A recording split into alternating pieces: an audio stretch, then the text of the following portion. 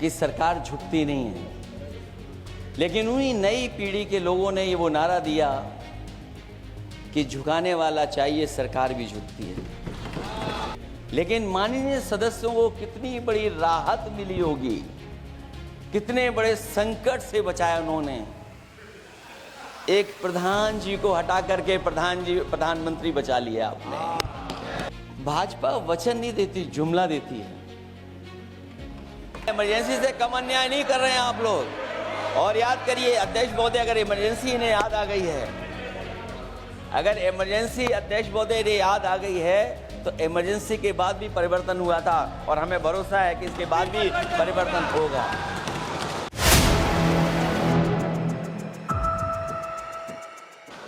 श्री अखिलेश यादव जी।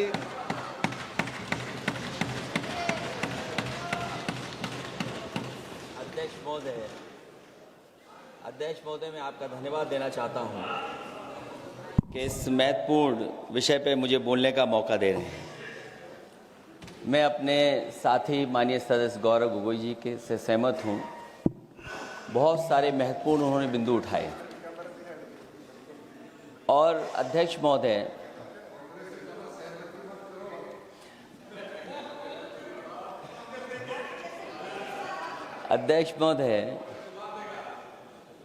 मुझसे ज़्यादा मेरे रिश्ते शायद हमारे विपक्ष के लोग ज़्यादा जान रहे हैं, और जितना विपक्ष के लोग नज़र रखेंगे, मैं समझता हूँ उतना रिश्ते और मजबूत हो जाएंगे। अध्यक्ष महोदय, मैं आंदोलन को बहुत दूर से देख रहा था और उस आंदोलन में जो जीत के बाद नारा लगा, एक नारा लगा अध्यक्ष महोदय, सरकार के खिलाफ नारा लगा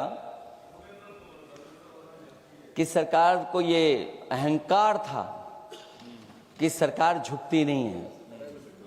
लेकिन उन्हीं नई पीढ़ी के लोगों ने ये वो नारा दिया कि झुकाने वाला चाहिए, सरकार भी झुकती है। और सरकारों को झुकाना भी नौजवानों को आता है। सरकार झुकी और स्वीकार किया उन्होंने। जो करोड़ों नौजवान जो मांग कर रहे थे कि सबसे पहले जो मंत्री जी हैं वो इस्तीफा दें, और बिंदु दूसरे अलग हैं जो हम लोगों को जानकारी में मिल रहा है। अध्यक्ष महोदय, सरकार हर विषय पे स्वीकार किया है, लेकिन पता नहीं अध्यक्ष महोदय ये बात समझ में नहीं आ रही है कि सदन में उन आश्वासनों को क्यों नहीं रख रही है सरकार, जो सहमति बनी है। और उसके बाद अध्यक्ष महोदय, हम लोगों ने देखा कि जब मंत्री जी लौटे हैं, मंत्री नहीं रहे, उसके बाद सदन के बाहर उनका स्वागत किया गया। अध्यक्ष महोदय, जो स्वागत हुआ उसके लिए हमें कोई शिकायत नहीं है, लेकिन माननीय सदस्यों को कितनी बड़ी राहत मिली होगी, कितने बड़े संकट से बचाया उन्होंने। एक प्रधान जी को हटा करके प्रधानमंत्री बचा लिया आपने। और ऐसा अध्यक्ष महोदय आंदोलन किसी ने नहीं देखा, जिस आंदोलन में नई पीढ़ी के लोग, कम उम्र के लोग निकल करके आ गए और जो नारे दिए गए। ये सरकार पिछले कई वर्षों से नकारात्मक प्रचार पर टिकी हुई थी, नकारात्मक राजनीति करती थी, और न जाने कितने हजार करोड़ रुपए खर्च किए होंगे सरकार ने नकारात्मक राजनीति के लिए। लेकिन नई पीढ़ी को मैं बधाई देना चाहता हूं, उनके मनोबल को और उनकी एकता को, और जिस तरीके से उन्होंने प्रचार किया, अंततः सरकार को झुकना पड़ गया। भाजपा वचन नहीं देती, जुमला देती है। तो मुझे उम्मीद है कि सभी युवा नौजवानों का जो मांग की है उन्होंने, उन सभी मांगों को सरकार स्वीकार करेगी।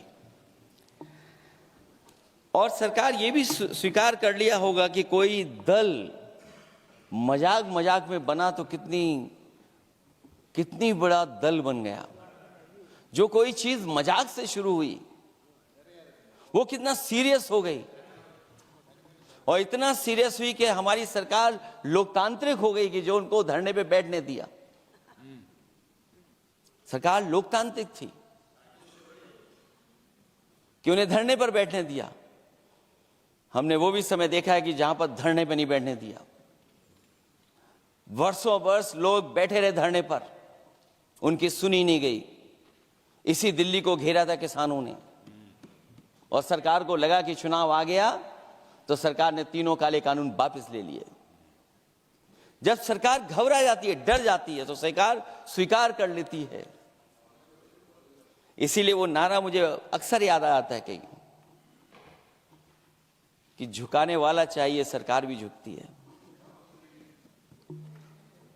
जो विषय लाया गया है कि prevention of unlawful means act, सरकार को कम से कम ये बताना चाहिए था कि 2024 में जब ये लेकर के आए थे तो आज 2026 में कैसे पेपर लीक हो। और केवल गिनती के 1-2 पेपर लीक नहीं हुए हैं। ये ऐसा आंदोलन रहा जिसमें मां बाप और नई पीढ़ी के लोग सब जुड़ गए। अगर हम ये माने कि 20 लाख बच्चों ने परीक्षा लिखी थी और उनके घर परिवार के सदस्यों को हम उसमें जोड़ दें, दादा दादी, माँ बाप और परिवार का कोई सदस्य, तो 5 लोग प्रभावित थे। और 5 गुणा 20, 1 करोड़ लोग नाराज हुए सरकार से। और अक्सर हम पॉलिटिकल लोग हैं, हम लोग जानते हैं जब कभी आंदोलन करते हैं तो कितनी तैयारी करानी पड़ती है, गाड़ियों का इंतजाम, खाने का इंतजाम और इंतजाम। लेकिन ये पहला आंदोलन देखा कि जिसमें माँ बाप भी जुड़ गए और कहा कि जाओ बच्चों आंदोलन करो, हम आपके साथ हैं। ये पहला आंदोलन ऐसा देखने को मिला है। और केवल दिल्ली में नहीं हुआ ये, केवल दिल्ली में नहीं हुआ ये। अगर ये बात गलत है, अगर ये बात अध्यक्ष महोदय गलत लग रही है, तो देश के होम मिनिस्टर साहब को ले आइए, वो सब एक्सप्लेन कर देंगे।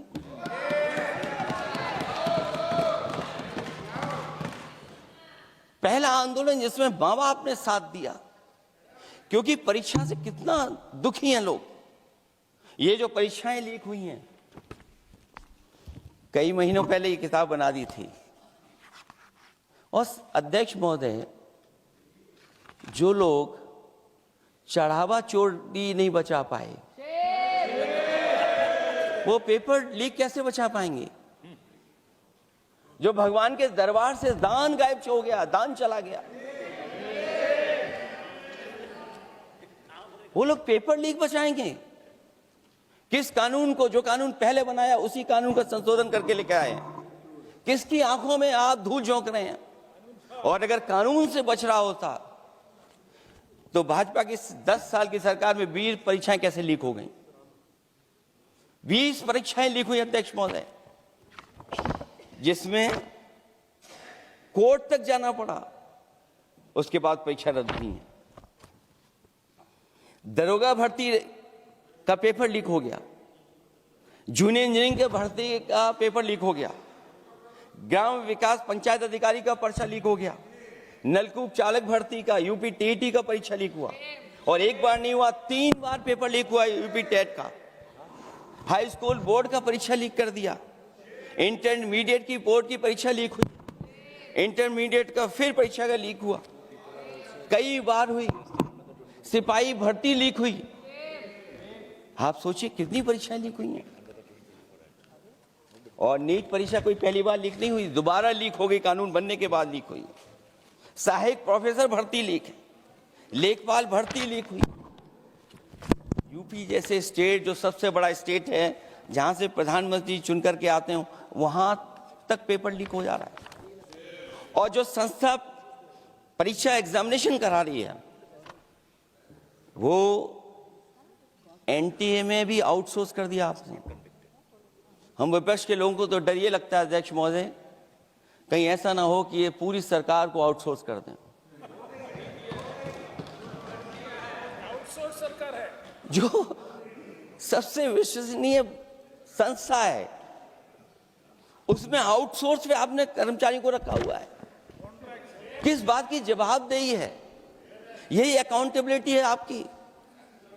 कहीं अकाउंटेबिलिटी ये तो नहीं है आप अकाउंटेबिलिटी को ये न कहीं समझ बैठे हों कि अकाउंट को भर दे वो एबिलिटी वाला ही हमें चाहिए। कहीं वो अकाउंटेबिलिटी तो नहीं है। आप बताइए, एनटीए को आउटसोर्स किया हुआ है आपने। जिस संस्था की जिम्मेदारी है महत्वपूर्ण परीक्षा कराने की, उसमें सब आउटसोर्स। और ये सच कहा कि कांग्रेस पार्टी के माननीय सदस्य ने मांग की है कि वो हम लोगों को पता होना चाहिए आखिरकार कौन लोग थे जो आउटसोर्स होकर के बैठ करके परीक्षा में इस तरह की घोटाला कर रहे थे। आखिरकार जवाबदेही क्या है, किसकी थी? और फिर केवल नीट की परीक्षा की बात करें और परीक्षाओं की बात करें,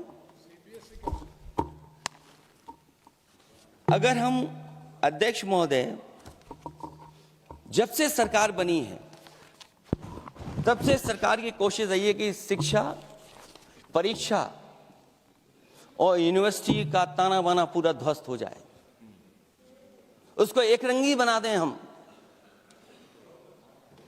उसमें अंडरग्राउंड अनरजिस्टर्ड लोग शामिल हो जाएं। ये पिछले जब से भारतीय जनता पार्टी की सरकार आई है तब से हो रहा है। और फिर शुरुआत कहां से होती है? क्योंकि आप नहीं चाहते कि देश के गरीब लोग पढ़ें लिखें आगे बढ़ें। सरकार ने सबसे पहले हमला किया प्राइमरी स्कूल पर, और प्राइमरी स्कूल कितने बंद किए हैं आपने? जहां से बच्चे की शिक्षा की यात्रा शुरू होती है। एक गरीब परिवार का बेटा, बच्चे कहां से पढ़ करके निकलते हैं? सबसे पहले प्राथमिक शिक्षा सरकारी स्कूलों से पढ़ करके निकलते हैं। हमारे बहुत सारे माननीय सदस्य होंगे, वो उन्हीं प्राथमिक विद्यालयों से पढ़ करके आज इस सदन तक पहुंचे होंगे। आपने सबसे पहले स्कूलों पे हमला किया, और प्राइमरी से लेकर के नौकरी तक पे आपने हमला किया है। युवाओं के भविष्य पर आपने चोट पहुंचाने का काम किया है। और जो प्राइमरी स्कूल जो आपने बंद किए हैं, वो इसीलिए बंद किए हैं आपने कि पिछड़े, दलित और गरीब के वर्ग के परिवारों के बच्चे पढ़ लिख न जाएं। क्योंकि आज भी अगर हम देखते हैं प्राइमरी स्कूल में कौन पढ़ने जा रहा है? सबसे समाज के गरीब परिवार के बच्चे पढ़ करने जा रहे हैं। सबसे पहला हमला आपने वही किया, और इसीलिए किया क्योंकि नींव पर ही अगर हमला होगा तो ये आगे नहीं बढ़ पाएंगे। जो आंकड़े सरकार के बताए गए हैं, 1 लाख से ज्यादा सरकारी प्राइमरी स्कूल बंद कर दिए सरकार ने। और अगर ये बात गलत है तो हमें उम्मीद है सरकार इस पर भी जवाब देगी। और अगर हम आंकड़े निकालें तो जो आंकड़े दिखाई दे रहे हैं, यूपी में सबसे ज्यादा प्राइमरी स्कूल बंद हुए हैं। और ये सरकार के आंकड़े हैं कि 7 लाख से ऊपर विद्यालय थे जो अब 6 लाख रह गए हैं। और यूपी में तो सबसे ज्यादा बंद हुए हैं। उत्तर प्रदेश में 26,386 सरकारी प्राइमरी स्कूल बंद कर दिए सरकार ने। और केवल प्राइमरी स्कूल बंद नहीं किए हैं, नौकरी पे भी हमला किया है। 69,000 शिक्षक भर्ती को लेकर के बड़े पैमाने पर घोटाला किया गया। और घोटाला इतना बड़ा है कि वो सभी कोर्टों में गए हैं और पिछले कई वर्षों से आंदोलन कर रहे हैं। कोई स्थान नहीं बचा अध्यक्ष महोदय जहां पर वो शिक्षक भर्ती के लोग न गए हों।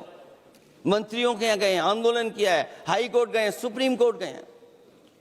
लेकिन देखिए सरकार भी कमाल की है कि सरकार उनको नौकरी नहीं देना चाहती। और इसलिए नौकरी नहीं देना चाहती है क्योंकि उन्होंने भर्ती गलत की है, और भर्ती में जिन लोगों का अधिकार छीना है वो सबसे ज्यादा पिछड़े और दलित परिवार के बेटे, जिनका अधिकार इस सरकार ने छीना है। और ये अगर बात नहीं ठीक है तो हमें उम्मीद है कि सरकार इसका भी जवाब देगी। माध्यमिक स्कूलों को भी बंद किया जा रहा है और बड़े पैमाने पे स्कूल बंद हुए हैं। और जो बोर्ड की परीक्षाएं लीक हुई हैं, पूरे देश में बड़े पैमाने पर बोर्ड परीक्षाओं के पेपर लीक किए गए हैं। अध्यक्ष महोदय, हम जानना चाहते हैं कि आखिरकार 10वीं और 12वीं के पेपर लीक क्यों हो रहे हैं? 10वीं और 12वीं के पेपर लीक क्यों हो रहे हैं? इसके लिए अगर कोई सरकार के पास जवाब हो तो बताएं।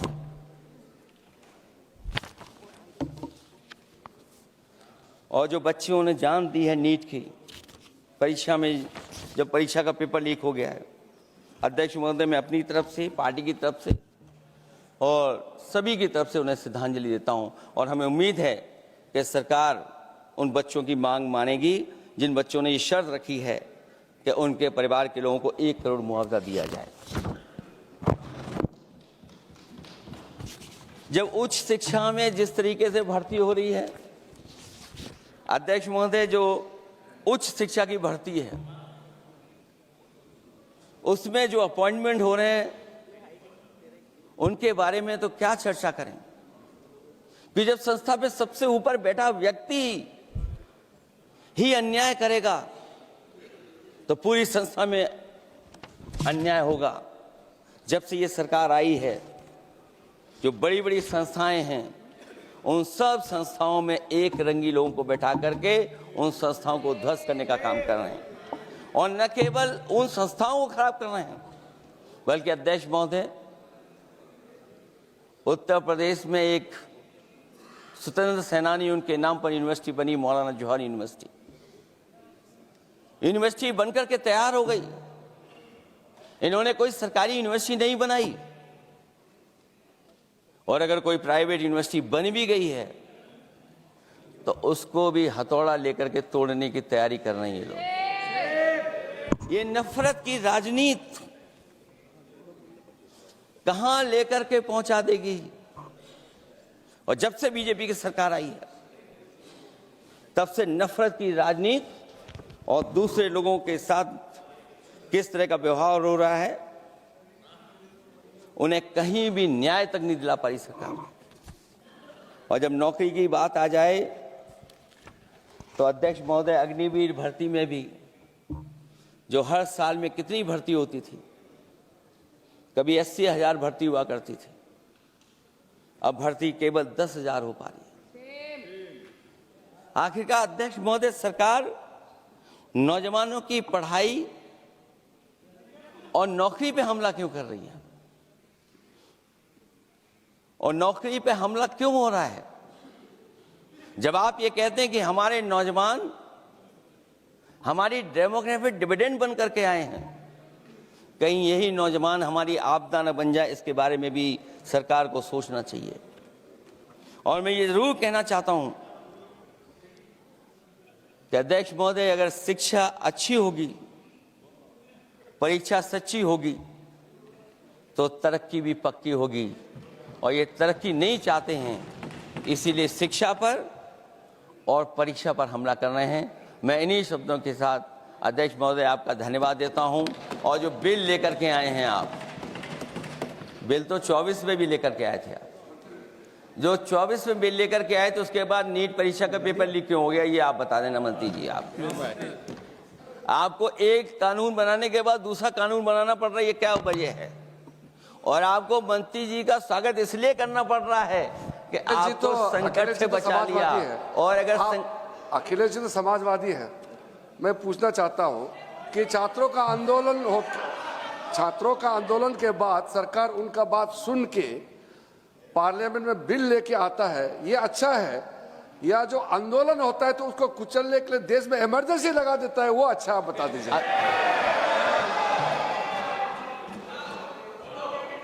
अध्यक्ष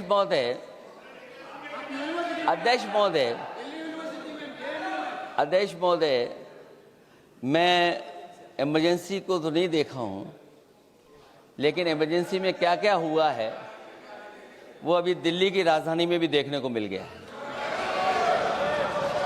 आंसू के गैस के गोले और लकड़ी में लगा हुआ कुछ कील का और कांटे की चीजें, उस समय करंट नहीं लगाया जाता था, इस बार करंट लगाया गया।